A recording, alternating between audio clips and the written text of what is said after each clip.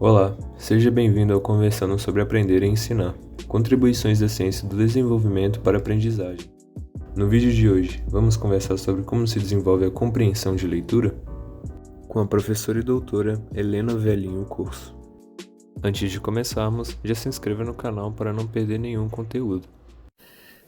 Então, Helena, queria te agradecer por estar aqui hoje fazendo essa entrevista para a gente, nesse nosso projeto, em parceria com os grupos de trabalho em desenvolvimento sociocognitivo da linguagem da ANPEP, né?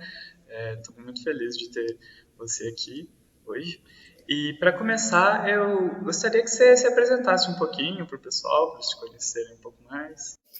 Então, eu sou professora da Universidade Federal do Rio Grande do Sul, sou professora da área de psicopedagogia, né, na Faculdade de Educação, e sou também professora do programa de pós-graduação em educação na universidade, né, na URGS.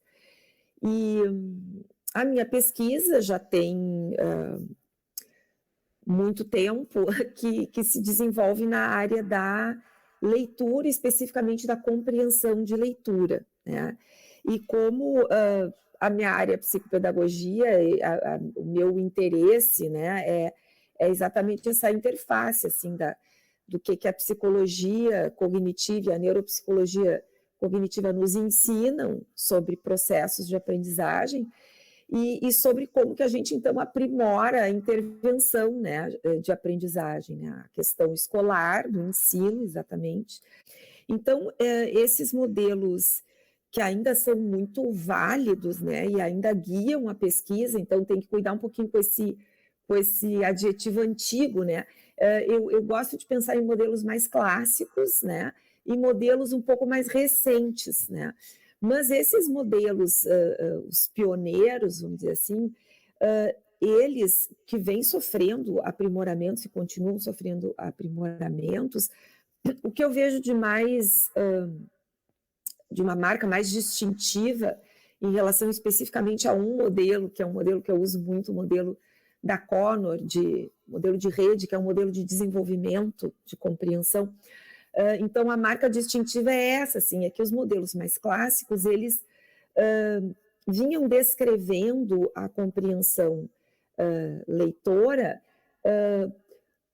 como ela ocorre em um leitor proficiente, quer dizer, então a gente logo pensa num leitor provavelmente adulto ou já bem formado, né, um aluno já avançado, que já domina essa habilidade, né? Então, esses modelos descrevem como é que se passa isso na mente de um leitor proficiente, né? Mas, então, até muito pouco tempo atrás, a gente tinha uma lacuna importante na pesquisa em compreensão de leitura, que era exatamente tentar entender como é que acontece o desenvolvimento da habilidade de compreensão leitora, né? Portanto, como é que as crianças, né, que estão sofrendo a influência do seu ambiente, da sua comunidade próxima, da instrução escolar, né, do ensino, como é que as crianças vão desenvolver essa habilidade, quais são os fatores, né, de desenvolvimento dessa habilidade. Mas deixa eu voltar, então, para a questão dos modelos mais clássicos, que é a tua pergunta, né? Então, a gente consegue identificar, assim, três estruturas, vamos dizer assim, de pesquisa, ou três modelos básicos que vêm guiando a pesquisa em compreensão de leitura, né? Então, um modelo seria, na verdade, é mais de um modelo, né, que segue essa abordagem, né? A ideia dos componentes, né, das habilidades componentes da compreensão de leitura, né? Então, são modelos que vão tratar de descrever quais são as habilidades que compõem essa capacidade de ler um texto com compreensão, né? Então, aqui dentro dessa abordagem, a gente identifica desde o modelo simples de leitura até modelos mais recentes, como, por exemplo, da Cromley, da Jennifer Cromley, que, por sinal, é uma pesquisadora com a qual eu tive a oportunidade de trabalhar e estudar durante um tempo. Ela também propõe modelo multicomponencial. Então, o que ela vai dizer? Quais são as habilidades que compõem a compreensão de leitura? A gente precisa ser capaz de reconhecer as palavras, em primeiro lugar, né? Tem que ter uma boa habilidade de decodificação, precisa ter conhecimento de vocabulário, precisa ter conhecimento prévio, precisa ser capaz de realizar inferências e precisa ser capaz de fazer uma leitura estratégica, né? Claro que todos esses componentes dentro do modelo da Cromley, eles são interdependentes, né? Interatuantes, assim. E aí tem uma segunda abordagem, um segundo modelo que enfatiza os processos cognitivos, mais do que os componentes cognitivos, os processos cognitivos que estão envolvidos e que vão se desenrolando à medida que o leitor está diante de um texto que ele está tentando entender, né? Então, por exemplo, o modelo de Quint e Van Dijk, e depois só de Quint, porque o Van Dijk parou de trabalhar com Quint na evolução do modelo, né, deles, se enquadraria dentro dessa abordagem, né? Então, a gente consegue identificar processos de baixo nível, que são processos que tendem a se tornar mais automáticos, né? Como, por exemplo, o reconhecimento de palavras, a fluência de leitura, né? E processos de alto nível, que já envolvem, então, a realização de inferências e processos cognitivos mais complexos, como funcionamento executivo, memória de trabalho, né? Que justamente permite que eu vá, então, armazenando informações e, ao mesmo tempo, processando, fazendo essas informações interagirem, informações do texto e informações que eu já tenho na minha memória de longo prazo, né? Quer dizer, o meu conhecimento prévio. Então, eu vou relacionando essas informações, vou realizando inferências, preenchendo lacunas, porque nem tudo está explicitado no texto, né? E assim eu vou construindo uma representação mental, que seria o resultado, né, desse processamento todo, né? A representação mental, que no modelo de Quint se chama modelo da situação, né? Que é, então, essa síntese que que eu retenho na minha memória, né, do que eu li, né? Afinal de contas, a compreensão que resultou desse processo de leitura. E aí tem uma terceira abordagem, que também serve como guia de pesquisa, digamos assim, que são os sistemas de leitura, né? E aí essa abordagem, ela acaba conciliando as duas abordagens anteriores. Ela fala de processos, mas ela também fala de componentes, né? Então, esses sistemas identificam diferentes fontes de conhecimento para que a gente compreenda um texto, né? E essas diferentes fontes interagem entre si, né? Aí o modelo do Perfetti entra aqui, né? E o modelo da Connor, que é, como eu disse, então, o único modelo que até então descreve o desenvolvimento da habilidade, né? O modelo da Connor se encaixa dentro dessa ideia de sistemas, né? Sistemas de leitura, né? Que então são diferentes fontes interatuando e permitindo que se compreenda o texto. Então, a Connor, ela como que amplia um pouco o modelo do Perfetti, né? Trazendo novos fatores para a gente compreender a habilidade da compreensão. E o fator mais importante que ela acrescenta é o ensino, justamente, né? O peso da instrução escolar e da interação da instrução escolar com esses outros sistemas, com esses outros processos que são aportados pelo aluno quando ele chega na escola, né? Que seriam, então, os processos linguísticos, os processos específicos do texto, né? Que aí tem a ver, então, com o reconhecimento de palavra, com fluência de leitura, né? E os processos socioemocionais e cognitivos, que envolvem um complexo grande de elementos. Aqui a gente tem a função executiva, a gente tem a motivação para ler, a gente tem as habilidades sociais envolvidas na aprendizagem, a gente tem metacognição, né, dentro desses processos socioemocionais e cognitivos. Interessante ver como é que é complexo, né? Você mencionou aí várias funções, vários componentes necessários, inclusive socioafetivos, né? Sociocognitivos. É bem interessante. Às vezes a gente pode não pensar que tem tantos componentes envolvidos. Bacana. E você mencionou sobre a instrução, né? Eu queria ver se você pode dizer um pouco mais sobre como que essa instrução atua, né, em adquirir a compreensão leitora, né? Como que você cria motivação nessas crianças quando elas estão sendo instruídas, né?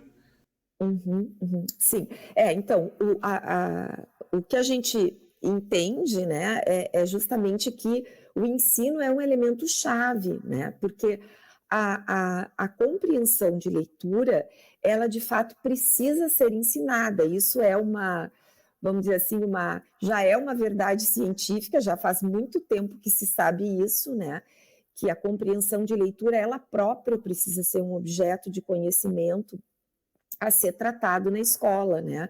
Ela precisa, é uma habilidade que tem que ser treinada, tem que ser ensinada, né? Embora isso não seja ainda uma verdade escolar, né? Uma verdade educacional. Mas a gente precisa ensinar os alunos a compreender textos, né? Precisa ensinar estratégias de leitura, precisa favorecer a compreensão, também favorecendo os outros fatores que estão envolvidos nessa aprendizagem, né? Então, a questão motivacional é muito importante, né? E aí eu puxo um pouquinho assim da minha pesquisa, né? Que eu desenvolvi um programa de leitura que tem o intuito, então, de favorecer o desenvolvimento da compreensão de leitura.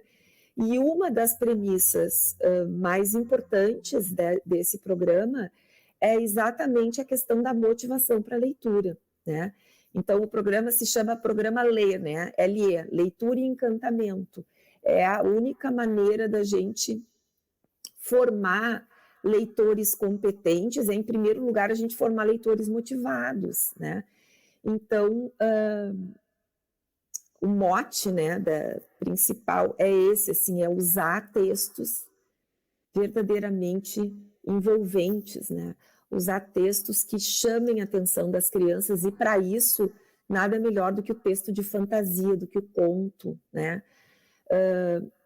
Então a gente tem à disposição textos extraordinários, né? Textos de uma qualidade literária imensa, e textos que a gente sabe desde estudos muito antigos dentro da psicologia e da psicanálise, né?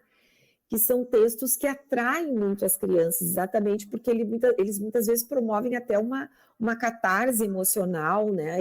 Eles promovem muita identificação da criança com os personagens, né? E aí a gente podia ficar horas falando, porque isso, entre outras coisas, motiva o desenvolvimento da empatia, que é uma habilidade social fundamental, né? Quando a criança se identifica com o personagem, ela está fazendo um movimento empático, né? De se identificar, de se colocar no lugar do outro. E, enfim, então, dentro desse programa, a ideia é essa: a gente precisa partir de textos que motivem, né? E, claro, não é só isso, não é só apresentar o texto, né? Tem toda uma metodologia que faz parte do programa, que envolve o professor ativar conhecimento prévio, mobilizar um pouco a turma para ouvir aquela história, ativar a curiosidade da criança, né? E a partir daí, então, ir desenvolvendo uma série de outras atividades. É muito interessante, eu imagino que seja realmente fundamental mesmo, né? Tipo, assim, na prática mesmo, né? Quando você está instruindo as crianças ali. Inclusive, imagino que seja muito importante para crianças de nível socioeconômico mais baixo, né? Imagino que isso ajude elas a se engajarem, né? Para elas conseguirem ter um acesso melhor, né? E queria saber se nas suas pesquisas vocês observam isso, assim, em relação às crianças de baixo nível socioeconômico, como é que... Sim, sim. Não, isso que tu está falando é uma coisa muito, muito, muito importante, porque, digamos assim, o objetivo último da minha pesquisa é chegar na escola pública, né? E a gente sabe que na escola pública os alunos são, se não na absoluta maioria, mas um grande contingente dos alunos de escola pública são alunos de nível socioeconômico baixo, né? E tem aí toda uma literatura nos mostrando que o nível socioeconômico baixo interfere no desenvolvimento da habilidade leitora, né? Vamos dizer assim, é fator de risco para o aprendizado da leitura, né? Por vários motivos, assim, né? Desde de questões envolvendo, por exemplo, o estresse de um ambiente assim, passando pela questão de que muitas vezes esses alunos não têm o exemplo e a motivação dentro de casa, né? Por exemplo, vamos imaginar assim, um caso extremo, um filho nem tão extremo no Brasil, infelizmente, um filho de um analfabeto não vê o seu pai lendo, né? Então, muitas vezes falta materiais também, materiais escritos com que essa criança possa interagir desde pequena, né? A gente sabe que essa interação com o material escrito provoca na criança também uma curiosidade, todo um levantamento de hipóteses sobre como se caracteriza, né, aquele sistema de representação que é a escrita, né? Então, enfim, a criança interage pouco com ambientes ricos em material escrito e com ações de adultos envolvendo leitura e escrita. E também a gente sabe que existe todo um ambiente linguístico que é mais empobrecido, né? E a gente sabe que a linguagem oral é um dos elementos fundamentais para depois a leitura e para a compreensão de leitura, né? Então, em vista disso, é muito importante que a escola, especialmente a escola pública, esteja preparada para entender quais são exatamente as habilidades que estão por trás, né, vamos dizer assim, os componentes cognitivos, as funções cognitivas que subjazem à aprendizagem da leitura e da compreensão de leitura, para que isso possa ser favorecido no ambiente escolar, né? Então, por exemplo, esse programa que eu comentei contigo, ele envolve uma série de atividades que tem a ver com linguagem oral, né? Com compreensão de linguagem oral, com favorecimento da expressão pela linguagem oral. Então, tem toda uma questão assim de debates a partir de inferências antecipatórias, o que será que vai acontecer, né, com esse personagem, será que ele vai conseguir escapar desse perigo, será que não? Quem acha que sim, quem acha que não?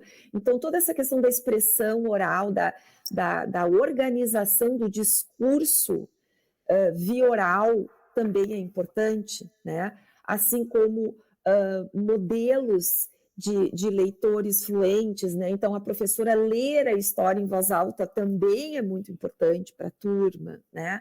O aluno ser chamado a fazer a leitura compartilhada é importante. Então, são uma série de elementos que podem ser incorporados na metodologia escolar, né? E que certamente vão fazer a diferença para essas crianças. Esse programa que eu comentei contigo, ele já foi testado na sua eficácia num estudo experimental, né?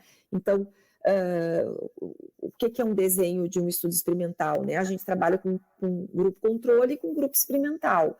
Então, esses dois grupos são avaliados antes e depois do grupo experimental sofrer uma intervenção, no caso, receber as atividades desse programa, né? E o interessante é que todos ali eram alunos de classe D e E, né, dentro daquela classificação do código ABEP lá, e o que a gente vê, então, o que deu para ver nesse estudo? Que as crianças, os alunos do grupo experimental, depois de de 8 semanas em que eles recebiam atividades envolvendo esse programa, né? 3 vezes por semana, em sessões que duravam em torno de 1h30, 2 horas, né? Esses alunos, eles apresentaram um desempenho nas tarefas de leitura, tanto de leitura da palavra, como de fluência de leitura, como de compreensão de leitura, um desempenho superior aos alunos das classes controle.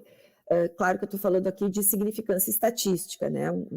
Uma diferença estatisticamente significativa no desempenho em leitura, né? Isso em 2 meses, né? Imagina se a gente conseguir multiplicar esses princípios, essas premissas para um ano escolar inteiro e para muitas séries escolares, né? Seria realmente uma coisa muito importante, né? Muito benéfica. A gente espera que isso chegue, né, ao sistema público de ensino aí nos anos para frente, né? A gente torce muito para isso. E muito obrigado pela sua contribuição, viu, Helena? Foi um prazer. Essa é uma produção da parceria UFMG, UERJ e Universo, com a colaboração do GT, Desenvolvimento Sociocognitivo e da Linguagem da ANPEP, Associação Nacional de Pesquisa e Pós-Graduação em Psicologia.